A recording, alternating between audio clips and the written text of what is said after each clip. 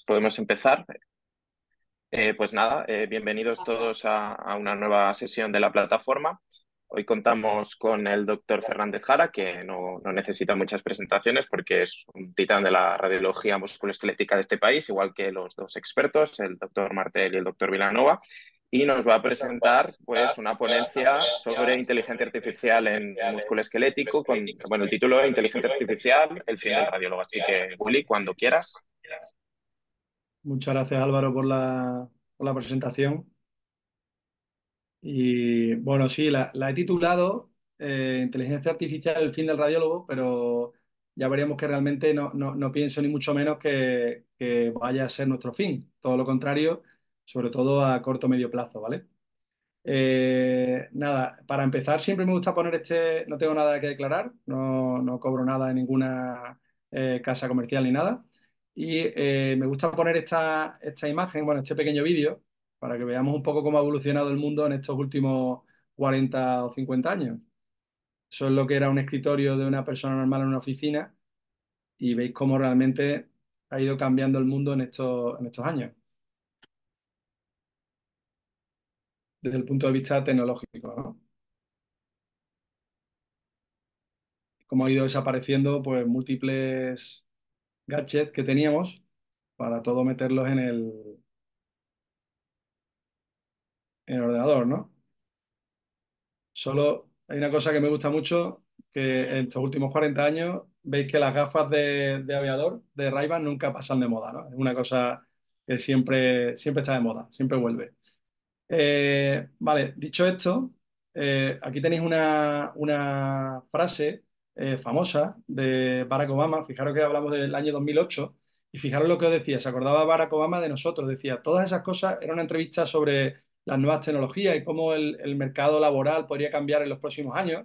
Y decía, todas esas cosas aceleran el crecimiento, te dan más margen. Pero en algún momento, cuando el problema no sea Uber, sino Uber sin conductores, cuando los radiólogos pierdan su trabajo a manos de la inteligencia artificial, entonces tenemos que encontrar una manera de mantener una sociedad cohesionada y una democracia cohesionada, ¿no? Esta frase célebre de Barack Obama, año 2008, hace ya bastante tiempo, auguraba nuestro fin, pero yo creo que ni mucho menos, ¿no? Eh, Todos a día de hoy, cuando usamos, sin quererlo, estamos usando herramientas de IA, ¿no? Cuando usamos Netflix, realmente te está eligiendo en función de tus últimas reproducciones, cuál es la serie que más te gusta, Uber, Globo, Alexa, todas estas aplicaciones usan IA y las usamos a diario todos nosotros, ¿no? Como usuarios. Eh, Voy a lanzar unas preguntas al aire que ya hemos estado comentando antes de la charla, pero que igual pueden ser como el inicio de un debate. Las lanzo al aire y da para reflexionar cada uno. Las hacía ya hace un tiempo en un congreso y yo creo que siguen vigentes. ¿Siente el radiólogo inseguridad laboral ante la llegada a los servicios de la IA? De hecho, esto está bastante de moda también en la elección de la plaza del MIR. En los últimos años los números de radiología han ido aumentando en el número por el miedo de los residentes que eligen la plaza al fin del radiólogo. ¿En cuánto tiempo crees que se instaurará de forma consistente la IA y cambiará la forma de trabajar del radiólogo? A día de hoy todavía no lo ha hecho. ¿Piensas que serán necesarios menos radiólogos en 10 años? ¿A quién beneficiará más la IA en el sistema sanitario? ¿Al médico, al radiólogo, por ende, o cualquier clínico, al paciente, a la industria, al sistema sanitario? ¿Crees que se han realizado o se están realizando esfuerzos suficientes por las instituciones, ya sea comunidades autónomas, gobiernos, direcciones médicas, gerencias de los hospitales, para la aplicación de la IA en los servicios de radiología? Como paciente, ¿te fiarías de un informe de un estudio de imagen realizado por un algoritmo y no supervisado por un radiólogo? Y una pregunta que siempre sale, ¿quién respondería si el algoritmo de inteligencia artificial comete un error ante el paciente? ¿El hospital, el radiólogo, la compañía que desarrolla el algoritmo, las compañías de seguro? Y por último, ¿piensas que los problemas legales, administrativos, informáticos podrían frenar o están frenando el desarrollo de la IA en la radiología? Bueno, empezando por la definición de la IA, a mí de las que he leído, la que más me gustó es la de este catedrático de IA de la UNED, que dice que la inteligencia artificial es creación de sistemas capaces de razonar, reflexionar, dialogar y aprender. La verdad que si leemos esta definición así, se parece bastante a lo que hace una persona humana, ¿no? Aparte, más allá de que, evidentemente, no dice nada de los sentimientos y las pasiones, ¿no? Algunos de los hitos de la inteligencia artificial, allá por el año 1997, IBM desarrolló un superordenador que llamó Deep Blue, que ganó al entonces campeón mundial de ajedrez, que era Kasparov. En 2011, también IBM desarrolló un supercomputador también llamado Watson, y lo puso a competir en un programa de televisión que se llama Jeopardy, y fue el ganador de este concurso.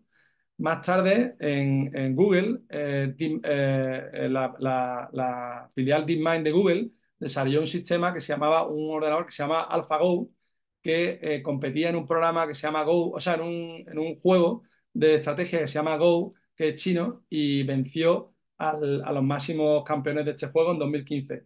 Y la misma compañía, DeepMind, desarrolló una versión más avanzada 2 años después, que se llama AlphaZero, que no solo venció a los jugadores humanos, sino que venció a los computadores informáticos, incluso competía y aprendía de sí mismo y competía consigo mismo, digamos.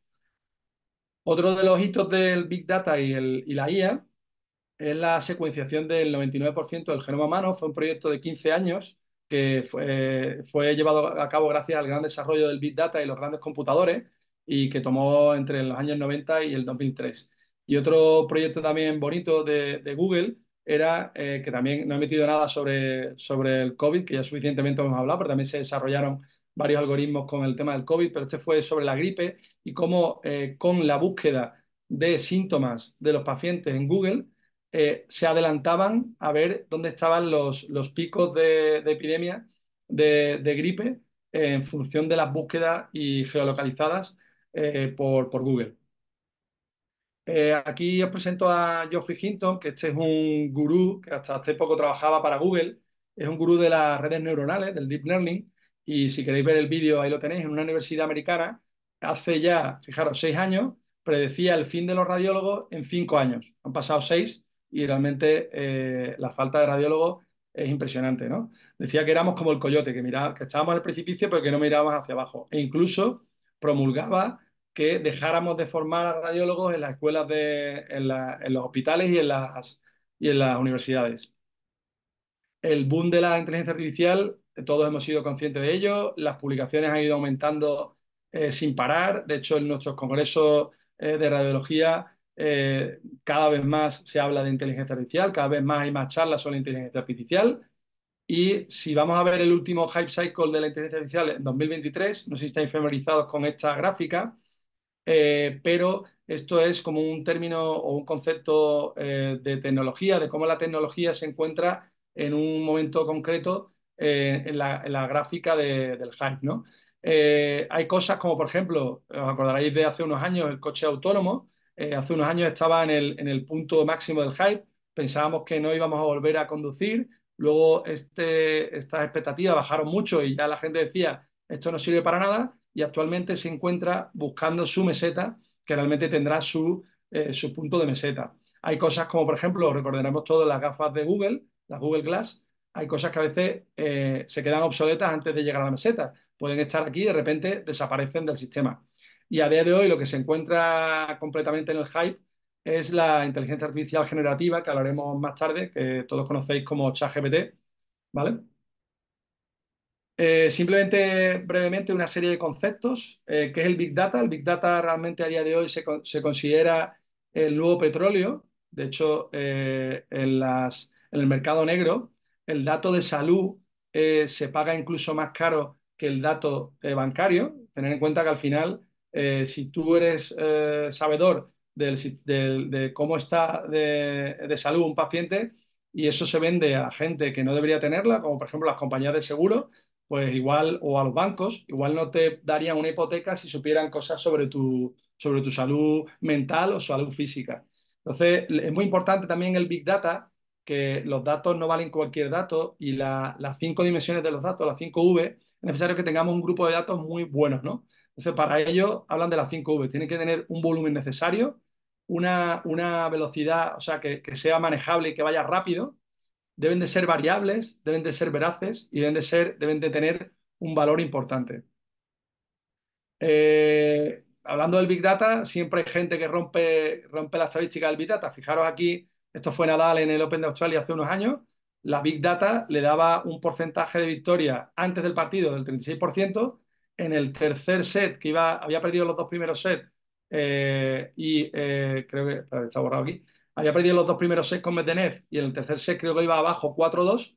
En ese momento el porcentaje de victoria que le daban para ganar el Open de Australia era un 4%. Pero como vemos, el Big Data está para romperlo y quién mejor que Rafa Nadal para romper estos datos, ¿no? Y ahora, hoy concretamente, jugará la Champions del Real Madrid dentro de unas horas, otro especialista en romper Big Data, ¿no? Este era la posibilidad de clasificación del Real Madrid contra el Manchester City, concretamente también hace un par de años en la Champions.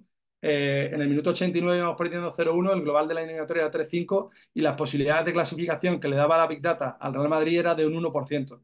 ¿Quién mejor que Rafa Nadal o el Real Madrid para romper el Big Data?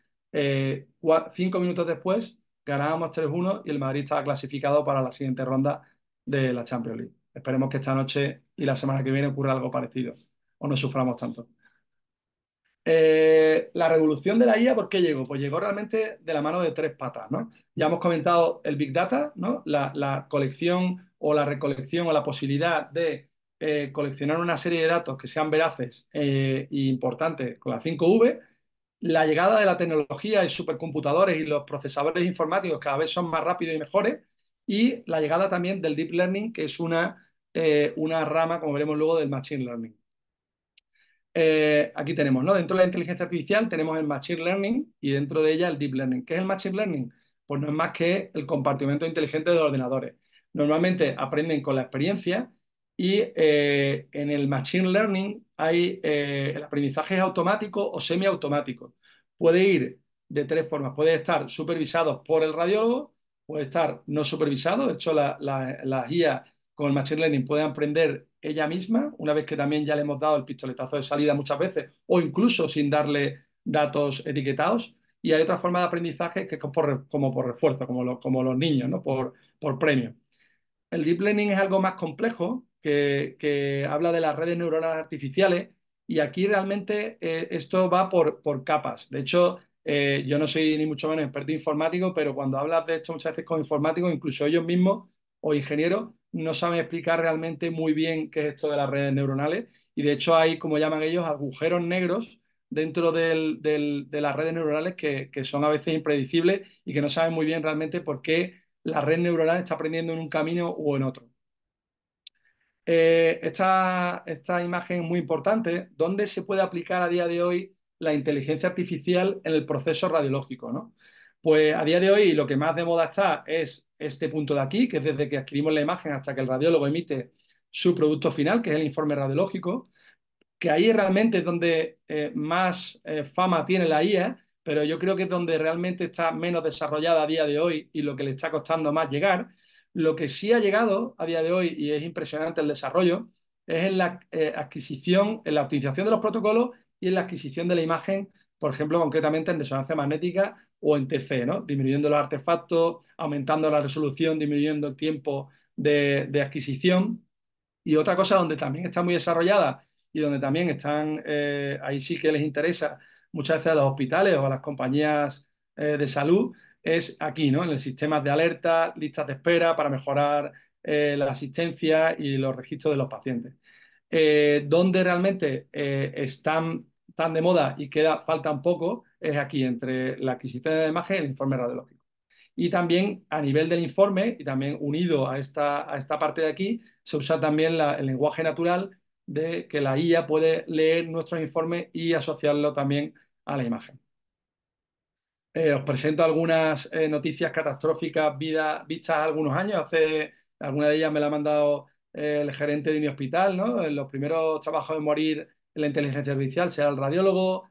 Todos estamos acostumbrados a leer estos titulares sensacionalistas. Una IA de Google logra superar a los radiólogos diagnosticando el cáncer de pulmón.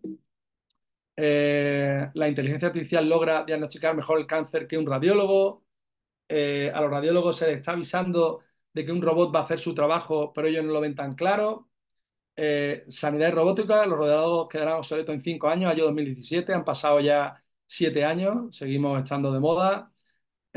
Un algoritmo detecta hemorragias cerebrales con más acierto que la mitad de los radiólogos. Un robot vence con inteligencia artificial a 15 médicos diagnosticando tumores. tu médico va a ser un robot, en algunos lugares ya lo es, o la IA puede hacer el trabajo técnico de los médicos, pero no el humano. Esta es la última, la he dejado para la última de la MIT, que tiene su fiabilidad. Y aquí, bueno, yo creo que no es tanto como dicen, ¿no? Y esta fue la última que me mandó el gerente de mi hospital hace no mucho. Europa da luz verde a la máquina que sustituirá a los radiólogos. ¿No? Luego leí realmente y simplemente es un algoritmo para detección de anomalías en placa de tora. No es que nos vaya a sustituir a los radiólogos de forma completa, ¿no? Y antes de continuar, decir que hace poco estuve en un foro que se hablaba de IA y había, de hecho yo era de los únicos radiólogos, había muchos cirujanos, etcétera. Y claro, cuando a los radiólogos ya estamos acostumbrados a que se nos diga que vamos a desaparecer, pero en este foro hablaron de que el robot Da Vinci también se le puede enseñar a operar mediante redes neuronales e inteligencia artificial y en un momento dado puede operar solo. Los cirujanos pusieron las manos en el aire y dijeron que eso era imposible porque no podía ser, ¿no? O sea que ahora ya no solo los radiólogos nos dicen que vamos a desaparecer, sino aparte también ya los cirujanos, ¿no? Yo creo más en que la inteligencia artificial es una ayuda, ¿no? Y va a hacer al radiólogo más potente, más fiable, más eficiente y más rápido. Viene a ser como o sea, como Robin a Batman, como Sancho Panza al Quijote, como Tony a Zidane en sus días de entrenador, o David a Carleto, o como Watson a Sherlock Holmes. De hecho, si recordamos el hito de IBM, IBM ya en 2017 ya desarrolló, o en 2015 desarrolló ya este superordenador que se llamaba Watson y que ayudaba al radiólogo en detección de determinadas patologías. Voy a poneros algunos ejemplos en la práctica de cómo empleamos la IA en músculo esquelético y empezando yo creo, el avance más importante, yo creo, me atrevo a decir, o más disruptivo, yo creo, en la radiología en los últimos años, ¿no? Que sería la adquisición en la imagen de la resonancia magnética. No sé si conocéis cómo comenzó esto, y esto comenzó en Estados Unidos con un concurso en el que se presentó varias empresas y la ganadora fue la unión entre la NYU, la Universidad de Nueva York, y Facebook. Y el proyecto consistía realmente en esto que estamos comentando, en aumentar la velocidad en adquisición de resonancia magnética. Usando la tecnología y el know-how de la Universidad de Nueva York y los hospitales y los algoritmos que tiene Facebook desarrollado o tenía desarrollado, que ya sabéis que es una empresa que más allá de una red social tiene por detrás muchísima IA, puede llegar a un proyecto para acelerar la resonancia magnética. Hoy en día esto ya es una realidad y las múltiples casas comerciales, Philips presentó la primera versión era el Compresense y decían que aumentaba o mejoraba un 50% la velocidad de la resonancia magnética. Incluso vemos aquí estudios de rodillas que se hacían en 16 minutos, como tardaban 9 minutos. Más tarde desarrolló su siguiente generación, que se llama Deep Resolve, que es la que actualmente está en el mercado, y que vemos cómo aumenta un 50% más rápido, secuencias, por ejemplo, T2 de 1,45 a 56 segundos. O otro ejemplo de una secuencia coronal de hombro, un T2 de pasar de 3,43 a hacerla en un minuto, ¿no? Disminuyendo un 66% la velocidad sin pérdida en la calidad de la imagen y en muchas ocasiones incluso con mejora de la calidad de la imagen. Aquí vemos incluso una resonancia completa con 4 planos de una resonancia de rodilla en 1 minuto 58 segundos, ¿no? Esto yo creo que es la gran revolución en la imagen médica en los últimos años. Siemens, este sería el Smart Speed de, de Philips, como vemos aquí también que una secuencia en vez de 3 minutos en 1 minuto. Creía que había metido algunas otras casas, perdona, no sé, creo que se me han borrado, pero tanto General Electric como Siemens también tienen otros algoritmos de aceleración de secuencias en resonancia magnética y sin pérdida en la calidad de la imagen, con imágenes incluso muchas veces mejores que las adquiridas en resonancias convencionales sin IA. Luego hay múltiples artículos, simplemente os pongo aquí un ejemplo de cómo con sistemas automáticos o semiautomáticos aplicando redes neuronales podemos llegar a la detección automática y medición de las lesiones que se producen en la inestabilidad glenohumeral, en la luxación glenohumeral postraumática detectando y midiendo de forma automática las lesiones de Hill-Sachs y de Bankar óseo.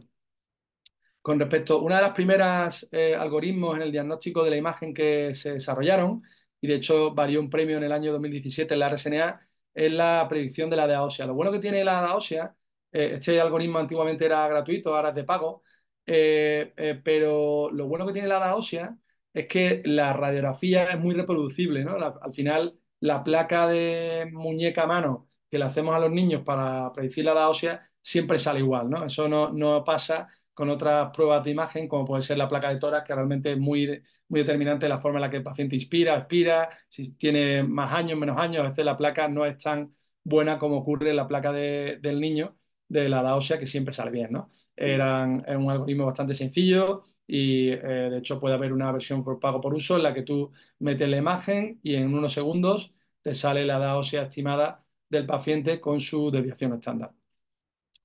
Os voy a presentar un caso que me compete y bastante. Estas son las radiografías de mi suegra, que el 28 de diciembre del año pasado, estando yo trabajando, mi suegra es de Badajoz, me llama, se ha caído mi madre, se ha pegado un tortazo contra el suelo y se levanta y no puede andar. Total, que le digo que le lleve al hospital, allí de referencia en Badajoz, y le valoran en la urgencia del hospital, realizándole estas dos radiografías de cadera. El médico que la ve interpreta las radiografías como normal y le pide una resonancia magnética de forma preferente y una TC de cráneo, que no sé muy bien por qué, porque realmente ni se dio un golpe en el cráneo ni había perdido el conocimiento previamente y realmente fue un golpe porque se trastabilló con una alfombra y se cayó directamente de lateral sobre la cadera. En una persona como mi suegra, ya posmenopáusica, osteopénica, lo más frecuente es que tenga una fractura de cadera. Esta radiografía, de hecho, se la ha pasado a varios residentes que también la han interpretado como normal y la casa comercial Glimmer me dejó subir esta radiografía a su algoritmo de diagnóstico de fracturas de cadera y como vemos en esta fotografía, la IA sí detectó muy bien la fractura, que también, por cierto, yo también había visto, o sea que realmente es sutil, pero se ve una zona de esclerosis y una pequeña interrupción en la cortical y una alteración en la trabeculación del cuello femoral. Y bueno, se le puso el tratamiento, ha ido todo fenomenal y ya quiere salir corriendo mi suegra por ahí, está fenomenal con tratamiento conservador. La casa Glimmer tiene, de hecho he tenido la ocasión de probarla en un centro donde trabajo y va bastante bien. Tiene un algoritmo de diagnóstico de fracturas y como en el ejemplo de mi suegra, yo creo que las placas de músculo esquelético muchas veces van sin informe radiológico y el que recibe la placa pues suele ser o el residente o el médico de la urgencia o el traumatólogo de la urgencia. Creo que es bastante potente si tienen esta ayuda radiológica para detectar este tipo de fracturas, hace que nos perdamos menos fracturas y que tengamos una sensibilidad mayor en la detección de fracturas. También Glimmer y otras casas comerciales tienen una de las cosas que yo creo que al radiólogo, o por lo menos a mí, probablemente aquí hay mucha gente en la sala que también es radiólogo musculoesquelético, nos da más coraje que realizar mediciones, ¿no? Yo creo que esto realmente, y si a los traumatólogos les aporta valor, creo que también va a ser revolucionario y la medición automática, tanto en radiografía de pie como en teleradiografía de miembros inferiores o de columna, creo que puede hacer que la variabilidad inter o intraobservador de estas mediciones disminuya y haga que el radiólogo realmente este trabajo tedioso y que le requiere bastante tiempo, muchas veces no muy de calidad, pues será probablemente revolucionario, creo yo. También hay otros algoritmos como este de Koala, que detecta la osteoartrosis en radiografía simple de rodilla, o otros, por ejemplo, también este que se llama Lama, que es para placa de pelvis y miembros inferiores, que te realiza una serie de medidas y de ángulos en la radiografía de pelvis y de miembros inferiores. Esto también yo creo que tiene su gran importancia a la hora de realizar trabajos de investigación y desarrollar artículos científicos. Os cuento mi experiencia desarrollando, porque otra de las posibilidades que se puede hacer es desarrollar tus propios algoritmos de inteligencia artificial internos, ¿no? Estuve embaucado de forma altruista en un proyecto de IA y Big Data para el procesamiento de imágenes de resonancia de rodilla con el grupo Quirón y el proyecto realmente a mí me llamaron cuando ya estaba bastante avanzado, porque inicialmente, o sea, yo estuve un poco parte también en el desarrollo, pero empezaron ellos sin la mano del radiólogo y la idea era, en resonancia magnética de rodilla, desarrollar un algoritmo que a modo de semáforo nos dijera si la rodilla era normal o anormal y en el caso de si era normal, nos categorizara en tres categorías: rotura del ligamento cruzado anterior, rotura meniscal o otro tipo de patología. En los estudios iniciales contaban con 1.330 pacientes y uno de los problemas primeros que nos encontramos era un estudio realizado en 4 hospitales diferentes con, no sé ahora exactamente el número de máquinas, pero alrededor de entre 10 y 15 máquinas de resonancia magnética. Uno de los problemas importantes es la variabilidad de los datos. Hablábamos del Big Data y aquí el problema es que cada hospital, cada máquina tenía un protocolo diferente que etiquetaba a la secuencia de una forma también diferente y esto era una de las primeras barreras de entrada que nos encontramos o se encontraron a la hora de realizar el informe o la IA. Otro de los problemas grandes también, ellos hacían estudios de lenguaje natural sobre, al principio no tenían, en las primeras fases del proyecto, se basaron en el informe radiológico, que también tenía una gran variabilidad a la hora de la prosa y de informar que tenemos cada uno de los radiólogos y a veces donde uno le llamaba 15, el otro decía rotura, entonces había que también de alguna forma homogeneizar los términos, ¿no? Porque al final los informes radiológicos no están estandarizados, aunque sí lo podrían estar, y esto a veces ayuda al desarrollo de estas inteligencias artificiales. Lo que hicieron fue usar algoritmos o redes neuronales ya libres de la Universidad de Stanford y, como decía anteriormente, de los 3 planos de la imagen, axial, sagital y coronal, y categorizar en 3 categorías: anormal, rotura de LCA, rotura de menisco. Los primeros resultados arrojaron datos de sensibilidad y especificidad en torno al 50-70% y con pacientes, al final, fijaros que se quedaron en 355 pacientes. Uno de los problemas y otro de las barreras de entrada es que para desarrollar estos algoritmos necesitamos un gran volumen de datos. Unos datos, como he dicho al principio, homogéneos y también grandes en volumen. Al final se resumió a 355 que los datos de sensibilidad y especificidad mejoraron algo después de el etiquetado o el reetiquetado que hice yo posteriormente. A mí me pasaron una serie de, estos son un ejemplo de anormal, daba la probabilidad o da la probabilidad de cuánto de anormal es la resonancia y estos son los ejemplos de mapa de calor donde se estaba fijando realmente el algoritmo que podría haber patología. Aquí tenemos otro ejemplo. Este daba, fijaros, una posible rotura de menisco, pero en el mapa de calor, con un 51% de probabilidades, se fijaba en el derrame articular, aquí en un vaso, y aquí sí que se fijaba a lo mejor donde estaba la lesión meniscal, pero obviaba un edema óseo que había, por ejemplo, en la meseta tibial o el cóndilo femoral, y probablemente este paciente, además de una rotura de menisco, también tenía una rotura del ligamento cruzado anterior. En una segunda fase me dediqué a hacer en estas 355 resonancias un reetiquetado de la imagen y un marcado de dónde estaba la patología y es verdad que mejoraron los datos en torno a 70-80% de sensibilidad y especificidad.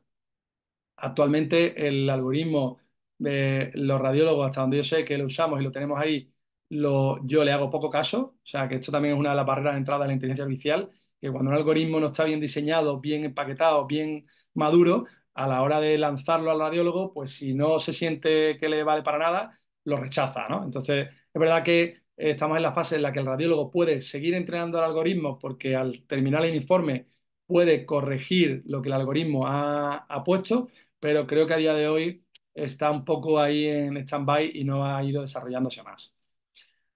Por último, ya terminando, hablaré de lo que está ahora súper de moda, que es el chat GPT. Y yo aquí os voy a contar una historia personal de forma rápida. Tengo un amigo informático que además es un amigo mío de toda la vida. Y yo la llegada del chat GPT la cuento como la llegada de Internet, ¿no? Yo me encuentro por mi edad entre los millennials, entre los pre-millennials y millennials. Estoy en esa transición.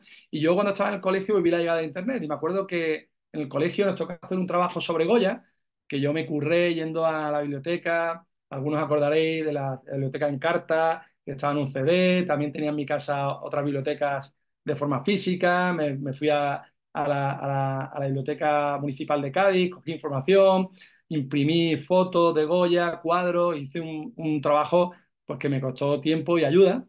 Y este amigo mío informático, que por cierto no acabó la carrera y actualmente ha vendido su startup muy bien, hizo el trabajo de Goya y a los dos nos pusieron la misma nota, bastante buena nota, un sobresaliente, y yo vi su trabajo y eran como 20 folios impresos y le dije, tío, ¿tú cómo has hecho esto? Y dice, no, no, esto es internet, yo he entrado, he puesto Goya, esto me ha salido directamente, lo he impreso y he tardado 5 minutos en hacer el trabajo.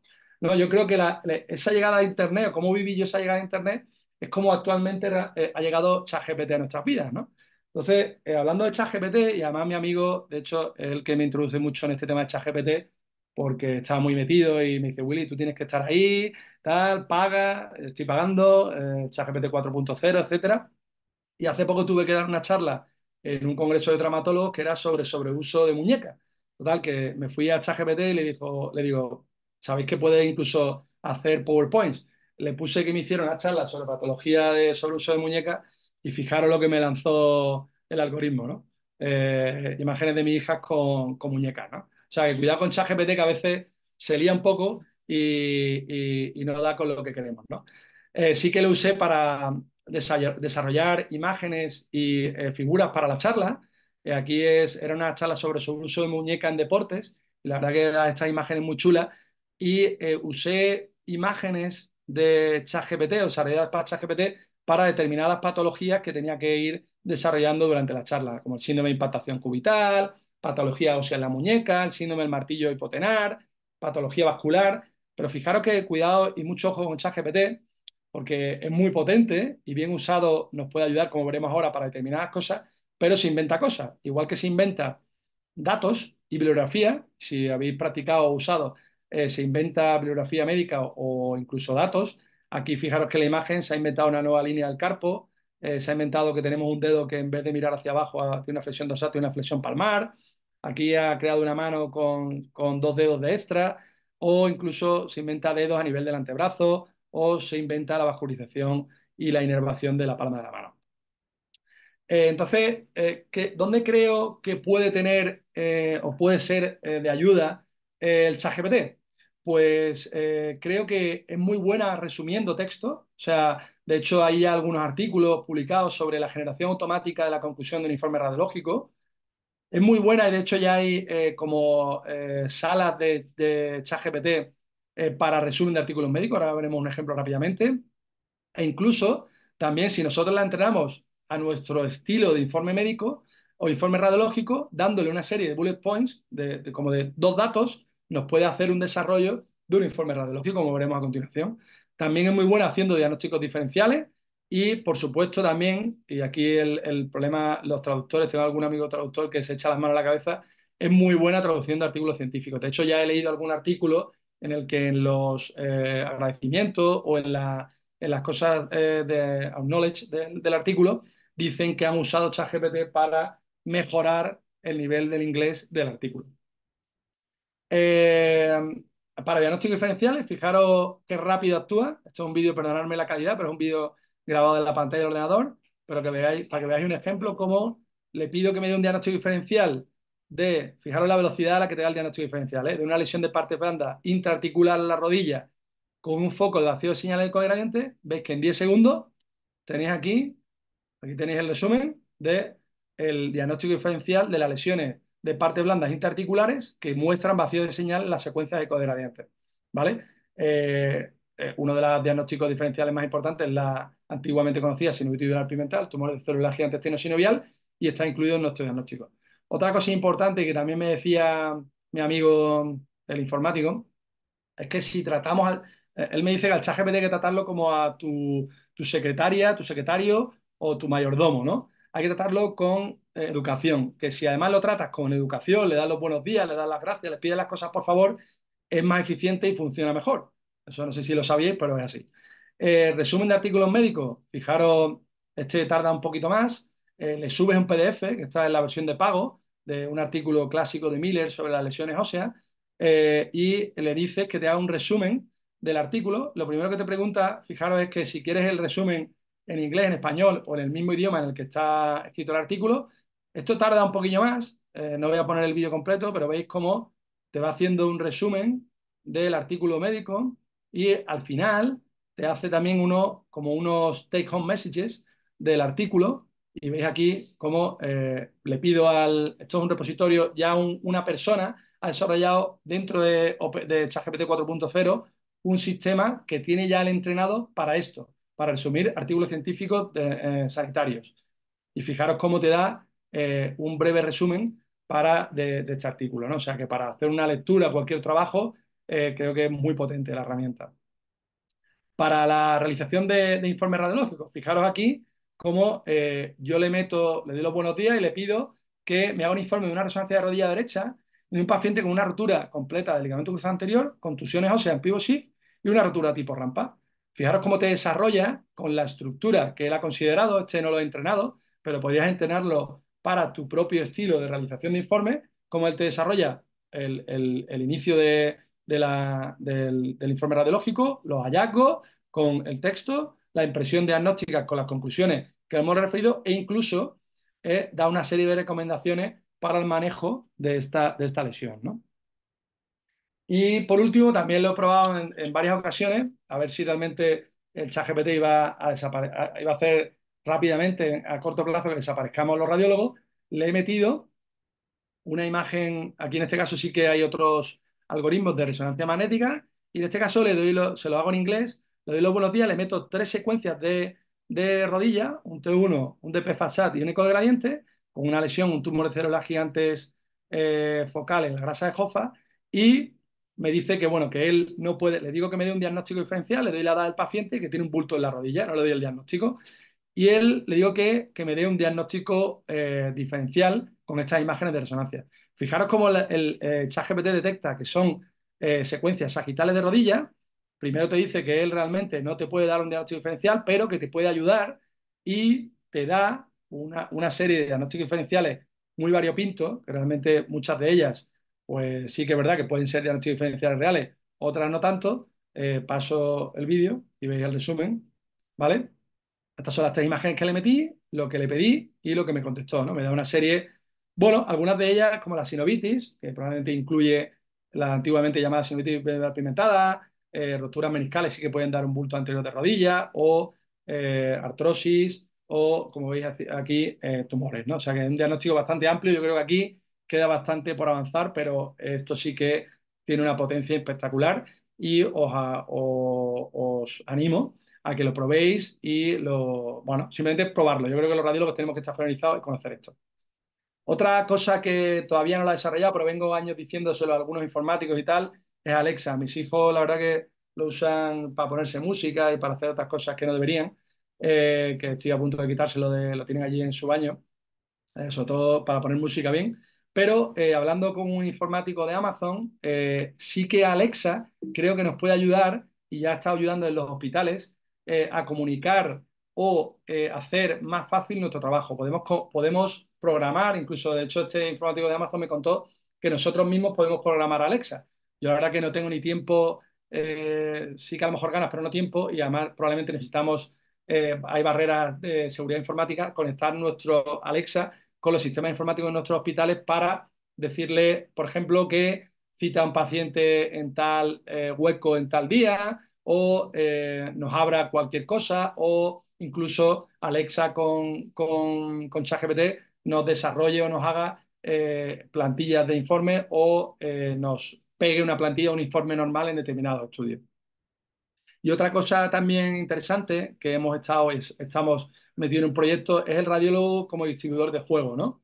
Hay un proyecto en marcha en informe radiológico, tiene una serie de ítems al finalizarlo, que puede estar conectado también con el sistema de citas del hospital, y con nuestra conclusión del informe y realizando informes estandarizados.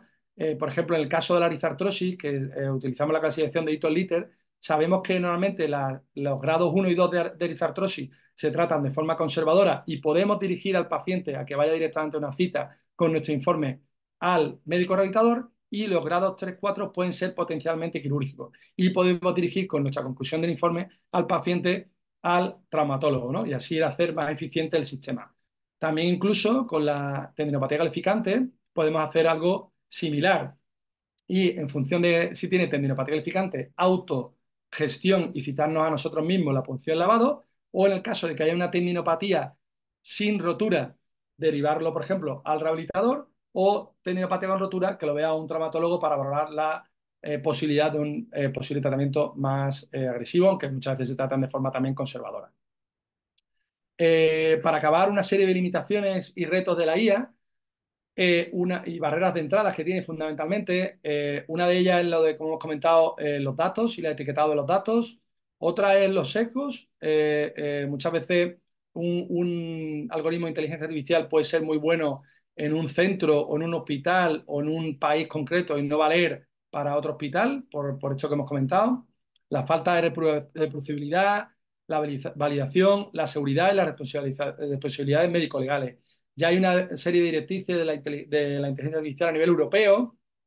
Hay una serie también de ética, porque también la ética también forma parte muy importante del desarrollo de estas tecnologías y la seguridad informática. De hecho, en la pandemia aumentaron hasta un 400% los ataques cibernéticos a hospitales y el robo de datos de salud. E incluso, fijaros que el año pasado hubo una denuncia de los radiólogos al SAS porque estaban utilizando algoritmos de inteligencia artificial para el diagnóstico de ictus sin contar con radiólogos y neuroradiólogos. Y por último, una serie también de reflexiones. Creo que las sociedades radiológicas tienen que liderar y orientar el cambio y potenciar que esto sea posible. Creo que la inteligencia artificial va a ser una herramienta de ayuda al radiólogo, va a aumentar su capacidad diagnóstica y su efectividad. Necesitamos un marco regulatorio y creo que los residentes tienen que formarse en esto y conocer y saber de qué va esta historia y trastear y probar el ChatGPT, probar la inteligencia artificial y tienen que ser conocedores de ello. Porque según la mítica frase de Mark Mikalski, los radiólogos no serán reemplazados por la inteligencia artificial, pero los radiólogos que no usen la inteligencia artificial serán reemplazados por los radiólogos que sí la usen. Muchas gracias.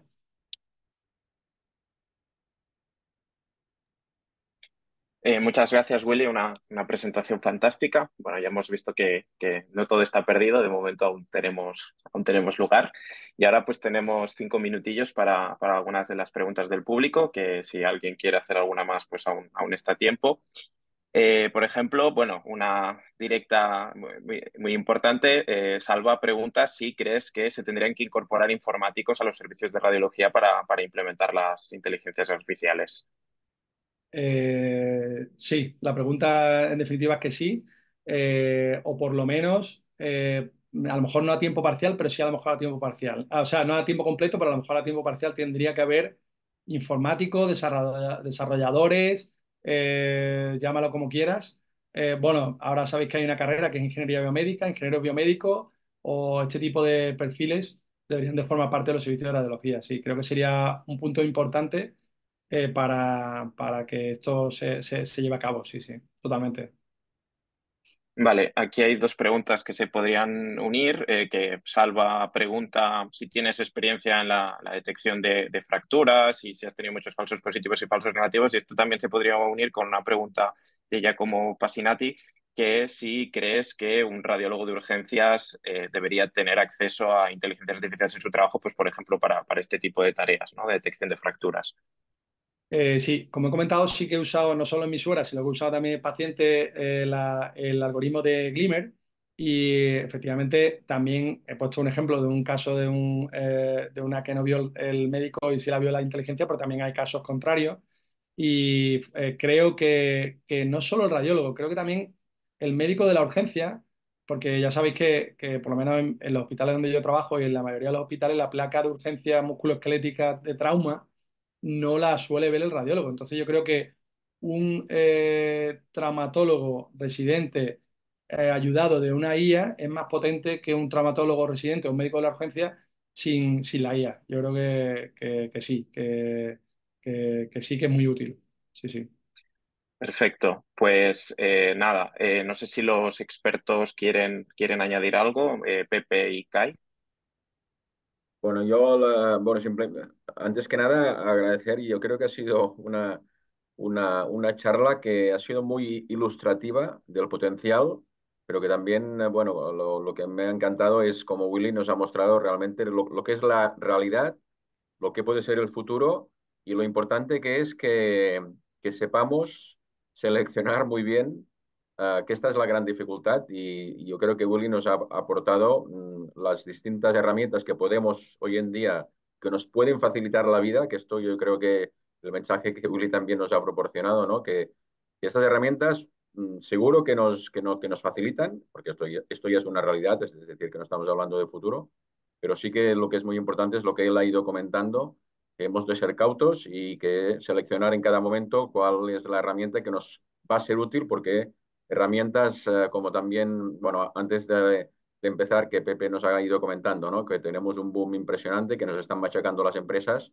y el reto es saber seleccionar estas herramientas como yo creo que Uli nos ha aportado mucha información y también ser cautos en tomar decisiones, ¿no? O sea, que esta sería mi, mi, mi, mi resumen, ¿no? Un poco y agradecer esta charla tan, yo creo que muy útil para todos. Sí. Gracias, Évoli.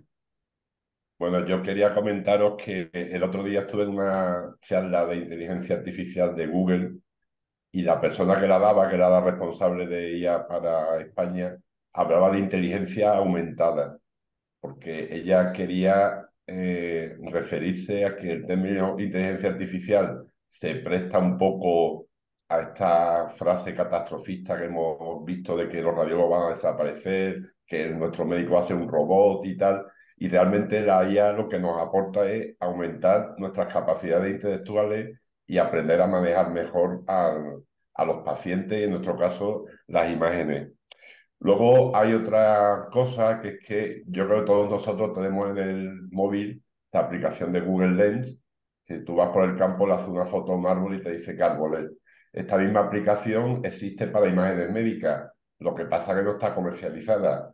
Tú le puedes hacer una foto a lo que estás viendo, la manda bueno, hacer la foto y te hace un diagnóstico, te pregunta si te cuadra lo que estás viendo, por supuesto, pero con una fotografía de la imagen radiológica te dice que puede ser. Y luego, en cuanto a mi experiencia, nosotros ahora en el Congreso de Barcelona vamos a presentar nuestra experiencia con el uso de la inteligencia artificial en urgencia para fracturas y para la placa de tórax. Y de luego en la fractura hay una cosa que yo creo que es fundamental, que es que el falso negativo es prácticamente inexistente. Es verdad que tiene muchos falsos positivos, pero la tranquilidad que le da a esa persona que está viendo a un paciente, que él no es radiólogo, que incluso muchas veces ni siquiera es traumatólogo, de saber que lo que él piensa que es normal realmente es normal y que puede mandar al paciente a casa sin problema, pues yo creo que es muy importante. En la placa de tórax es más complejo porque los falsos negativos también son importantes y la tasa de falsos negativos quizás es un pelín menor que con la fractura, pero pasa lo mismo, ¿no? Yo creo que esta herramienta ahora mismo, más que útil para el radiólogo, es útil para el médico de urgencia, por lo menos es mi experiencia. Perfecto, muchas gracias. No sé si Salva. Uy, Sí, ¿me escucháis? Sí, oye, simplemente agradeceros a todos vuestra participación. Muchas gracias, Álvaro, por tu moderación. Muchas gracias, Pepe y Kai, por vuestras excelentes contribuciones como expertos. Y Willy, ha sido No, estupendo. no, si ho tinc... Nos, nos ha gustado No, si està muchísimo y esborrat, eh? seguro que contamos contigo Al más fons el veces. tinc esborrat, saps? Y simplemente recordaros, yo creo que el resumen sería que nos has explicado muy bien, Willy, las grandes ventajas de la inteligencia artificial, los grandes retos y la grande barrera, pero nos has dicho, señores, se tienen que poner en marcha y sobre todo has dicho al final formación nuestra y también de nuestros residentes. Y seguro que contamos con más. Hoy no ha podido estar Xavi Tomás, en las siguientes reuniones y el segundo curso que organice, seguro que cuenta contigo también para poder un poco seguir aprendiendo tu experiencia. Sin más, simplemente recordaros que mañana está la doctora Ángela de Pinto que nos va a hablar de photo counting y del valor añadido de la imagen cardíaca. Estáis todos invitados. Muchas gracias Álvaro, gracias Pepe, gracias Javier y gracias Willy. Cuidaros mucho y que tengáis un buen día. Gracias. Venga, Vale, Gracias a Gracias, todos. buenos adeu. muchísimas días. gracias. Hasta Adiós. luego.